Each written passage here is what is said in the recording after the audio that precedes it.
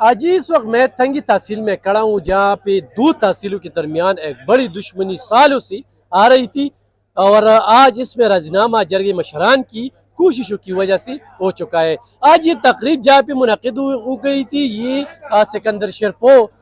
صوبائی چیئرمین قومی وطن پارٹی اس کی رہائش گاہ پر تھی۔ میرے ساتھ ایک جرگہ کا ممبر کھڑا ہے، ان سے اس کی احوال پوچھیں گے کہ اس حوالے سے آپ اگر ہمیں بتائیں تو۔ بسم اللہ الرحمن الرحیم۔ جیسا کہ آپ نے بتایا کہ یہ جرگہ تقریباً یہ تنازع دو خاندانوں کے درمیان تقریباً 10-12 سال سے چلا آ رہا تھا، اور اس میں مختلف اوقات میں اس پہ صلح اور راضینامے کی کوشش کیے گئے تھے، لیکن کچھ انا اور کچھ ہمارے پختون کلچر کے روایات کے مطابق یہ کامیاب نہیں ہوا تھا۔ تو آج باقاعدہ طور پر دونوں خاندانوں کے درمیان راضینامہ ہو گیا، اور دونوں فریقین نے حلفاً قرآن پر حلف لے کے ایک دوسرے کو معاف کیا اور آئندہ کے لیے بھائی چارے کی فضا قائم کیا۔ جیسا کہ آپ نے بتایا کہ فریقین کو کیا کیا مشکلات تھی، تو فریقین دونوں ایک ہی گاؤں کے تھے، کوٹک کے رہائشی تھے، اور یہ آپس میں رشتہ دار بھی تھے، خالہ زاد اور پھوپھی زاد تھے۔ تو چھوٹی چھوٹی باتوں پر ان کا تنازع ہوا، اور یہ دونوں فریقین گزشتہ 10 سالوں سے اپنے گھر بار چھوڑ کے مختلف مقامات پر رہ رہے تھے۔ بیسیکلی یہ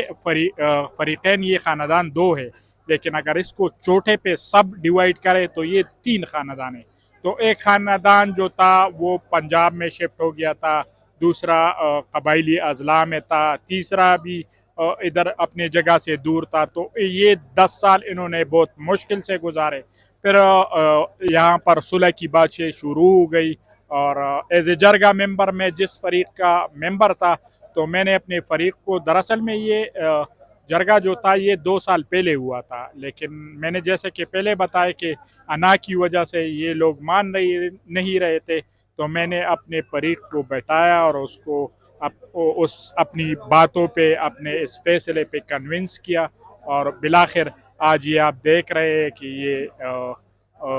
تنازع مکمل طور پر ختم ہو گیا۔ شکریہ جی۔ میں یہ بتاتا چلوں کہ دو تحصیلوں کے درمیان ہر وقت تصادم کا خطرہ تھا، اور آج جرگے مشران کی کوششوں سے ان دو تحصیلوں کی عوام میں جس طرح خوشی پائی جاتی ہے، اور آج ہزاروں کے لوگ اس جرگے مشران اور یہاں پہ جو فریقین ہیں اس کے لیے آئے تھے، تو ایک کامیاب جرگہ ہو چکا ہے، اور آج جرگے مشران کو خراج تحسین پیش کیا گیا۔